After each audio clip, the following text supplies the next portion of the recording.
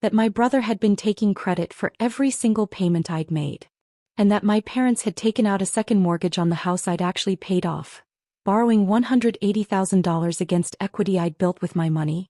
My name is Jordan Hayes, and this is the story of how I financially supported my entire family for 6 years while they told everyone I was the selfish child who never contributed, only to discover they'd been stealing from me the entire time. I'm the oldest of 3 kids in the Hayes family. My brother Connor is 2 years younger, works in sales, and has always been what my parents call charismatic. My sister Alexis is 5 years younger, recently graduated college and still lives at home. I'm the one who left. When I was 21, I graduated from Georgia Tech with a degree in software engineering and immediately got a job offer from a tech company in Atlanta making $78,000 a year. It was 2017 and that felt like all the money in the world. My parents were proud, for about 10 minutes. Then my father started talking about how I should help the family now that you're making good money. Dad, I'm barely getting started. I need to pay off student loans and build savings. Family helps family, Jordan. We raised you. We paid for your college. You took out Parent Plus loans that I'm helping you pay back, I corrected. I'm sending you $300 a month for those. $300? My mother's voice was sharp. Your brother sends us money whenever we need it. Connor was making maybe $35,000 as a junior sales associate at the time. If he was sending them money, it wasn't much or often. But Connor had always been the favorite. The social one, the funny one, the one who called home 3 times a week. I called once a week and apparently that wasn't enough. The real demands started when I was 23. I'd gotten a promotion and was making $112,000. I'd been smart with my money, paid off my student loans, built a 6-month emergency fund, started investing in my 401k at the maximum contribution. My parents' house in Marietta was old, needed constant repairs, and they were struggling with the mortgage. Dad had been laid off from his manufacturing job 2 years earlier and was working retail management, making half what he used to. Mom was a part-time administrative assistant. Connor was still in sales, doing okay but not great. Alexis was in college. One Sunday dinner, my father laid out the situation. Jordan, we might lose the house. The mortgage is $2,800 a month and we can't keep up. We're 3 months behind. Have you talked to the bank about a modification? I asked. They won't work with us. We need help. You're making 6 figures now. You could cover this easily. Dad, $2,800 a month is $33,600 a year. That's a third of my salary after taxes. And this house is your family home. Where do you think we'll go if we lose it? You want your mother and sister on the street. The guilt was crushing. I looked at my mother's face. She was crying. Alexis looked terrified. Connor sat there silent, not offering anything. I can help temporarily, I said. While you get back on your feet. Maybe 6 months while Dad finds a better job. 6 months would be amazing, Mom said, squeezing my hand. You're saving us, Jordan. That was 6 years ago. If you've ever been the family ATM, hit that like button and subscribe right now. You're not going to want to miss what happened next. The temporary help became permanent so gradually I didn't notice until I was trapped. I started paying their $2,800 mortgage directly to the bank every month. Then Dad asked if I could cover utilities too, another $400 a month. Then there was the car insurance. Then the property taxes. Then Mom's dental work. Then Connor's security deposit when he moved into a new apartment. Every request came with the same line, we'll pay you back when things get better. Things never got better. My father found another job but it paid even less. My mother's hours got cut. Connor changed sales jobs 3 times, always claiming the new one would be the breakthrough. Alexis graduated but moved back home instead of finding her own place. By the time I was 25, I was sending my parents $3,600 per month on average. That was $43,200 per year. Over 2 years I'd sent them $86,400. But I was also thriving at work. At 26 I was promoted to senior software engineer. At 27 I made lead engineer. At 28 I became engineering manager with a team of 12 developers. My salary grew to $185,000 base plus bonuses. I was also doing something my family knew nothing about. I was building a software product on the side. A project management tool specifically designed for construction companies, something I'd identified as a gap in the market. I worked nights and weekends, taught myself new frameworks, hired a designer with my own money. At 29 I launched it. Within 8 months I had 43 paying corporate clients. Within 18 months, the company was doing $2.8 million in annual recurring revenue. I hired a small team, incorporated properly, and started taking a salary from my own company on top of my day job. By 30, I was making $185,000 from my engineering job and another $145,000 from my software company. Total income, $330,000 per year. My family thought I was still just a regular software engineer making maybe $120,000. I never corrected them. Why? Because every time my income came up, it was followed by requests for money. Jordan, since you got that promotion, could you cover Connor's car payment for a few months? He's between jobs. Jordan, we need a new roof. It's $18,000. Can you handle that? Jordan, Alexis needs a laptop for job applications. Just $1,200. I said yes every time. Because they were my family and family helps family, right?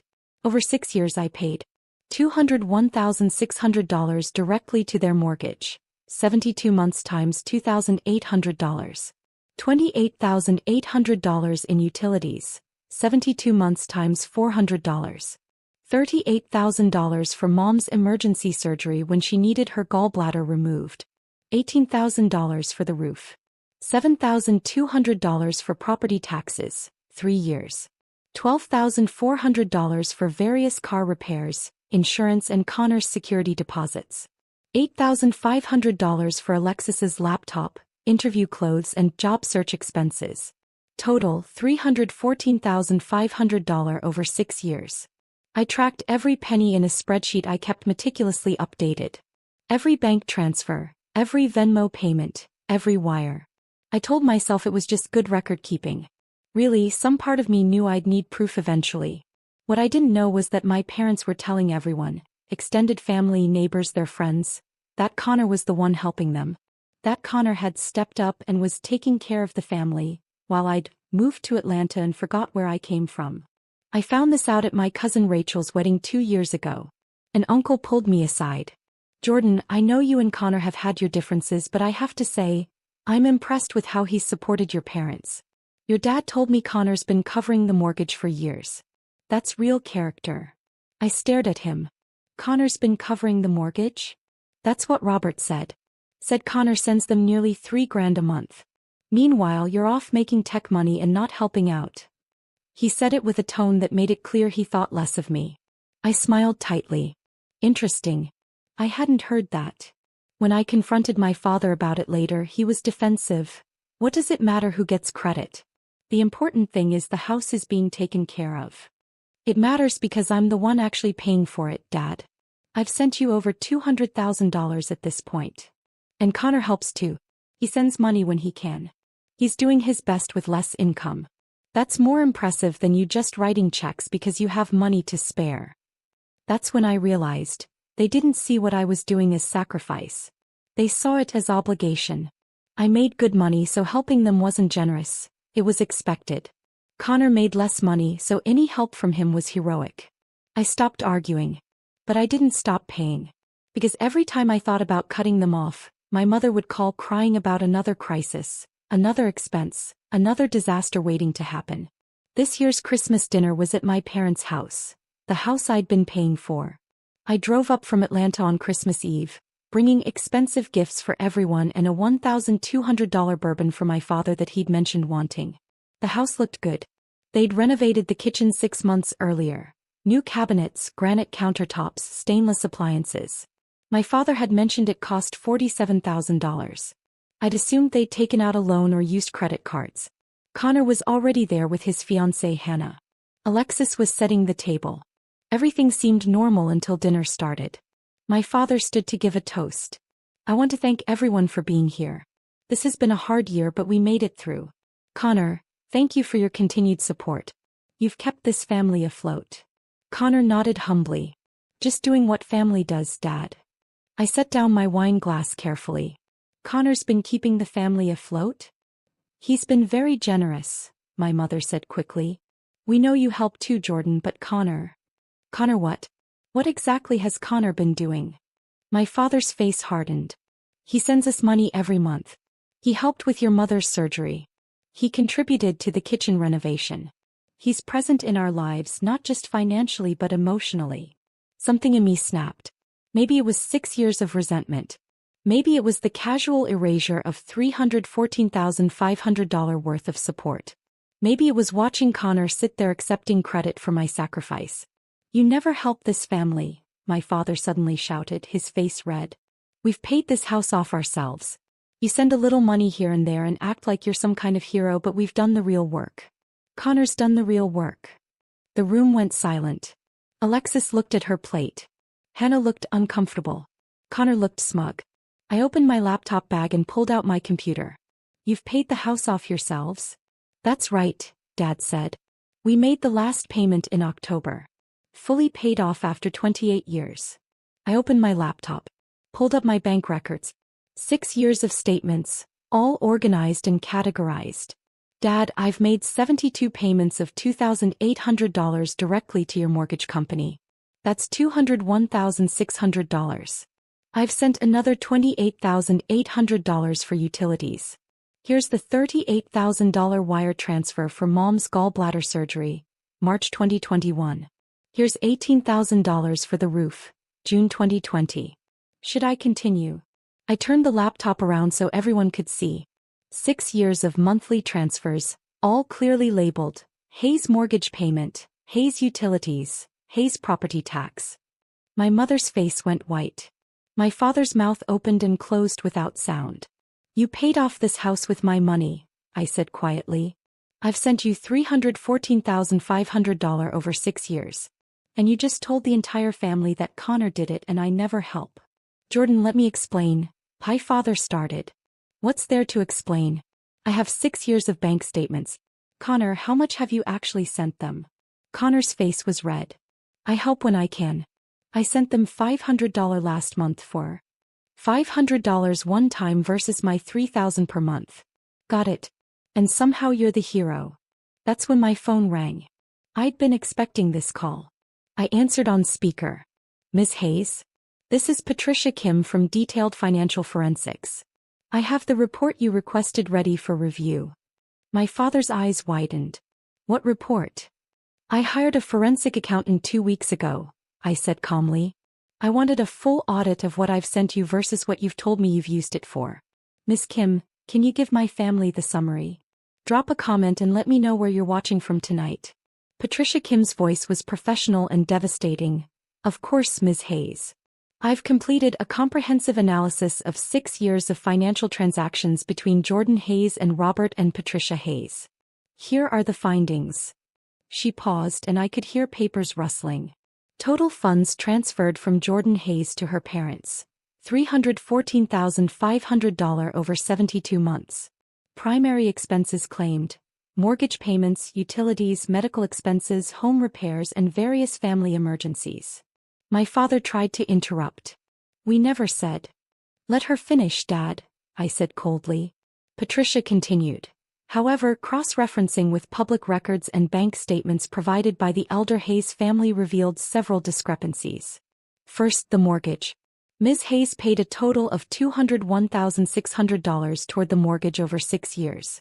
The mortgage should have been paid off in full by month 68 based on the remaining balance when payments began. Okay, so we paid it off early, my mother said weakly. What's wrong with that? Mrs. Hayes, the mortgage was paid off in month 68 as projected. However, in month 69, 14 months ago, you and Mr. Hayes took out a second mortgage on the property for $180,000. These funds were not disclosed to Ms. Jordan Hayes, who continued making what she believed were mortgage payments for another 14 months. An additional $39,200 that went into your general account, not toward any mortgage. The room went dead silent. You took out a second mortgage? I said slowly. After I paid off the first one? My father's voice was defensive. We needed the money for improvements. The kitchen, new flooring, Alexis's student loans. You told me Alexis got scholarships that covered her loans. Some of them, Alexis mumbled. Not all. Patricia Kim continued. Additionally, the $38,000 provided for Mrs. Hayes's gallbladder surgery was significantly more than the actual medical expense. Hospital records show the total out-of-pocket cost after insurance was $8,400. The remaining $29,600 was deposited into the Hayes family's savings account. My mother started crying. We needed a cushion, Jordan. We couldn't survive on just. You lied to me. You said it cost $38,000 for the surgery. We didn't lie. We needed the extra for recovery time and the kitchen renovation, Patricia said. The $47,000 renovation was funded by the second mortgage proceeds, not by the Hayes family's savings as implied to Ms. Jordan Hayes. Moreover, I found evidence that Connor Hayes received a total of $31,000 in direct payments from his parents over the past 2 years. Payments that likely came from funds Jordan provided. I looked at Connor. They've been giving you my money? I didn't know where it came from. Connor protested. They said they had extra savings and wanted to help me with my business startup. Your business startup? I laughed, but there was no humor in it. You mean the one that failed after 6 months? My father stood up. Jordan, you're making this sound worse than it is. We borrowed some money against the house for improvements. We helped Connor when he needed it. We set aside some savings for emergencies. You have plenty of money, you didn't need that cash back. It's not about needing it back, Dad. It's about the lying. It's about taking credit away from me and giving it to Connor. It's about telling everyone I'm the selfish child who doesn't help when I've been supporting this entire family for 6 years. We never said you were selfish, my mother cried. Uncle Mike told me 2 years ago that you said Connor was covering the mortgage. Your neighbor Mrs. Patterson told me last year that you brag about Connor taking care of you. Alexis, didn't Aunt Linda tell you I was too busy with my career to care about family? Alexis nodded miserably. She said you were successful but cold. That Connor had the better heart. Patricia Kim spoke again. There's one more significant finding. The Hayes family filed taxes claiming financial hardship and received earned income tax credit refunds totaling $17,800 over 3 years. However, if Jordan's support had been properly documented as income or gifts, the family would not have qualified for these credits. This could constitute tax fraud.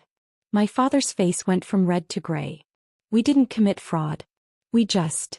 You failed to report substantial financial support as income, Patricia said. I'm obligated to inform you that the IRS may have questions if this comes to their attention. Are you threatening us? My father demanded, looking at me. I'm not threatening anyone. I'm simply getting the truth on record. Patricia, can you send the full report to everyone's email? Already sent to the addresses you provided, Ms. Hayes. I closed my laptop. Here's what's going to happen. I'm done paying for anything. No more mortgage. Second mortgage payments. No more utilities. No more emergencies. You're financially on your own from this moment forward. Jordan, please. My mother started. I'm not finished. Second, you're going to tell everyone, Uncle Mike, Aunt Linda, Mrs. Patterson, everyone you've been lying to, the truth. That I paid off your house. That I've supported you for 6 years. That Connor has sent you maybe $5,000 total while taking credit for hundreds of thousands I provided. That's humiliating, Connor protested. Good. You humiliated me for 2 years by taking credit for my money. Now you get to feel what that's like. My father slammed his hand on the table. You can't dictate what we tell people. I can't, but I can show them. I'm going to send the forensic accounting report to the whole family. They can draw their own conclusions. That's private information, my mother shrieked. It's my information about my money that I sent. I can share it with whoever I want. Hannah, Connor's fiancée, spoke for the first time. Connor, is this true? You've been taking credit for money your sister sent. I didn't know she was sending so much. I thought we were both helping. But you knew you weren't sending $3,000 a month. You knew you weren't paying their mortgage. Connor had no answer for that. I stood up. One more thing. The $180,000 second mortgage you took out? That equity you borrowed against? I built that. My payments for 6 years created that equity. You took out a loan against value I created and didn't tell me. That's theft. We'll pay you back, my father said desperately. We'll work out a payment plan. With what money, Dad? You couldn't afford the first mortgage. How are you going to afford the second one without my help? The reality hit him. Without my $2,800 monthly payments, they couldn't cover their mortgage, utilities, and living expenses. The second mortgage payment was probably another $1,200 per month at least. We'll figure it out, he said, but his voice had lost all conviction. I'm sure Connor will help, I said. Since he's the generous one. The one with the real character. The one who's kept this family afloat. I started packing my gifts back into my bag. I'd brought them, I was taking them back. Jordan, you're really going to abandon your family on Christmas? My mother asked. I'm not abandoning anyone. I'm just declining to be lied to, stolen from, and erased anymore. You taught me that family helps family. You just forgot that respect and honesty are part of that deal. Hit that subscribe button if you've ever had to set boundaries with toxic family, because what happened next destroyed everything they'd built on my money. I drove back to Atlanta that night. Christmas dinner uneaten, gifts reclaimed, and 6 years of financial support terminated. The fallout started immediately. By December 26th, I'd sent the forensic accounting report to my extended family. Aunts, uncles, cousins, anyone my parents had lied to about me. I included a simple cover note. For years, you've been told that I don't support my family and that Connor does. Here's the truth, documented by a professional forensic accountant. I'm sharing this not to embarrass anyone but to correct the record. The responses were immediate and overwhelming. Uncle Mike called, Jordan, I owe you a massive apology. Your father told us Connor was covering everything. I had no idea you'd been supporting them like this. Aunt Linda sent a long email. I feel terrible. I repeated what your parents told me, that you were too focused on your career to help. I'm so sorry I believed them without asking you directly. Cousin Rachel was furious. Your parents literally stood in my kitchen last year and talked about how Connor sacrificed his own financial stability to keep them housed. They were lying the whole time? What the hell? My parents' social circle imploded. Mrs. Patterson, their neighbor who'd always praised Connor's generosity, apparently confronted my mother at the grocery store. You told me Jordan abandoned you. You let me badmouth that girl at book club. I feel like an idiot. Connor's life fell apart faster. Hannah broke off their engagement 3 days after Christmas. I can't marry someone who'd steal credit for his sister's generosity, she told him in a text that Connor's friend later shared with me. It shows a fundamental character problem. What else would you lie about? Connor's social media, which had been full of humble posts about helping family and stepping up when it matters, became a liability. People started commenting, is this the family you were helping with your sister's money? And how much of this did you actually do versus take credit for? He deleted all his social media accounts within a week. My parents faced their own reckoning. The second mortgage payment was $1,350 per month. Combined with utilities, property taxes, food, and regular expenses, they needed about $4,200 per month minimum to survive. My father's retail management job paid $3,100 per month. My mother's part-time administrative work paid $1,800 per month. Together, they brought in $4,900 per month, leaving them only $700 for food, gas, medical expenses, and any emergencies. They couldn't do it. Within 6 weeks, they'd missed their second mortgage payment. By March, they'd missed 3 payments. The bank sent default notices. My mother called me 17 times. I didn't answer. Finally, she sent an email. Jordan, please. We made mistakes.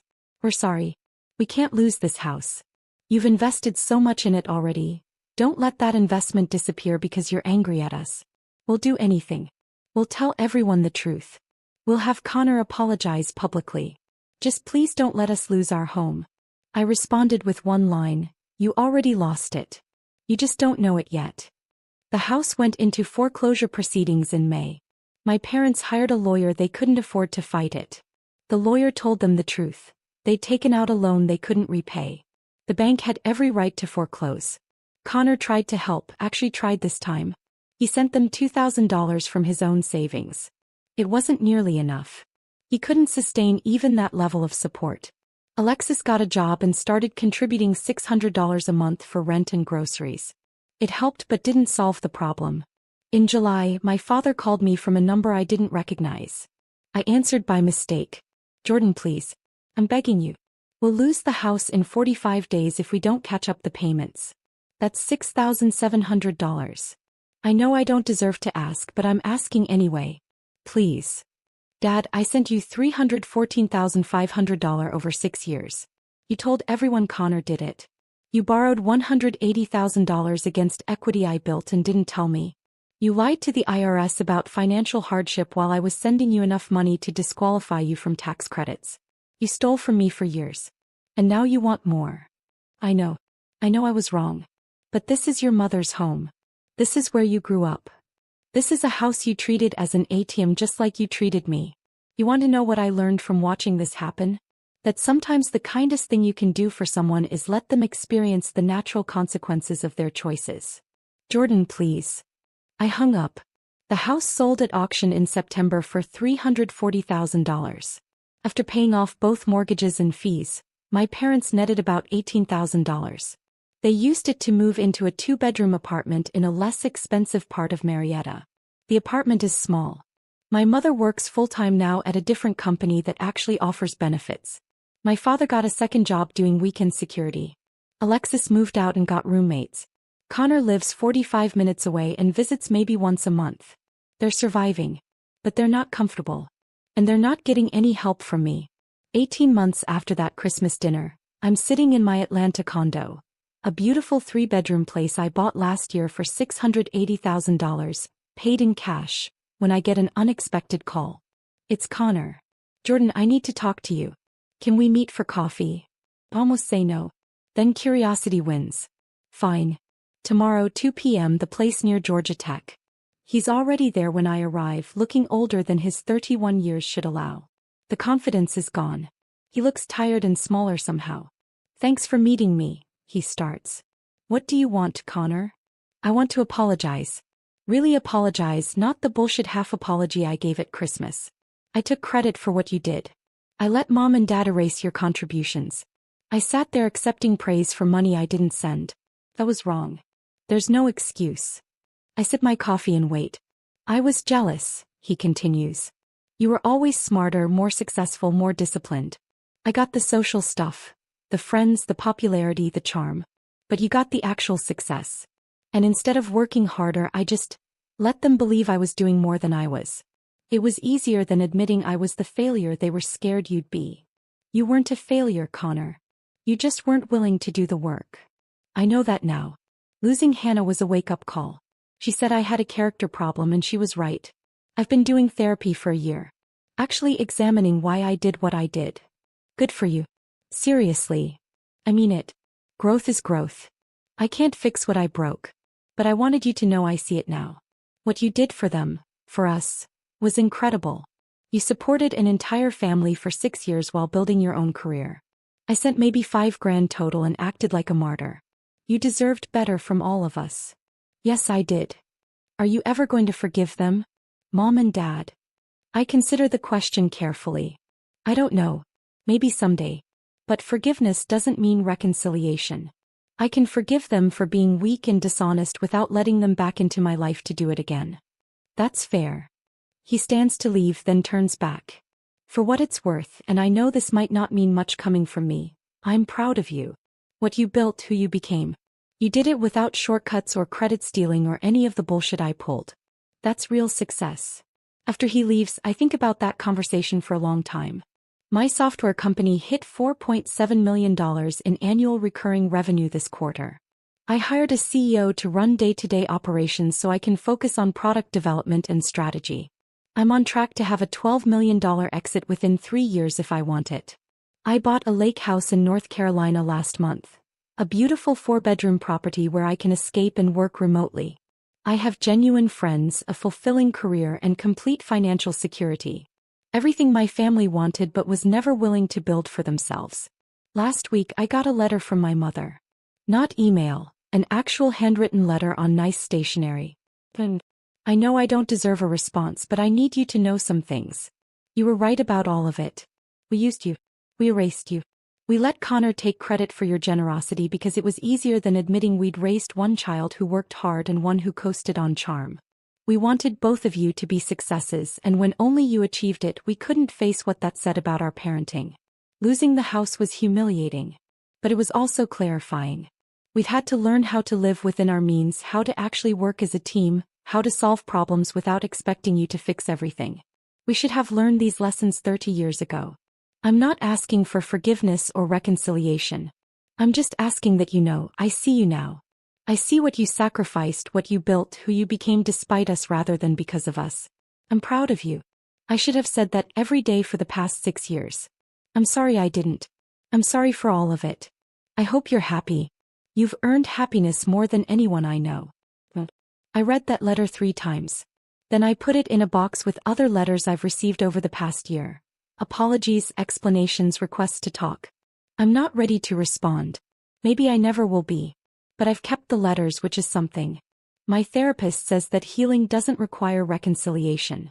You can process hurt, set boundaries, and build a beautiful life without ever letting the people who hurt you back into it. Some relationships can't be salvaged, and that's okay. I've built a chosen family. Friends who celebrate my success without resentment, colleagues who respect my work without trying to diminish it, mentors who've invested in my growth without expecting repayment. That's the real story. Not the family that took advantage of my generosity, but the life I built despite their betrayal. If you've ever had to walk away to save yourself, tell me your story in the comments. What would you have done? Does any of this feel familiar? And if you've ever been the family ATM, expected to give everything and grateful for nothing, hit that like button because you're not alone. Paper beats promises every single time. I have 6 years of bank statements proving I kept mine. They have 6 years of lies proving they broke theirs. I'm the one who gets to decide what happens next. Not them. Not anymore. You're not alone. You never were.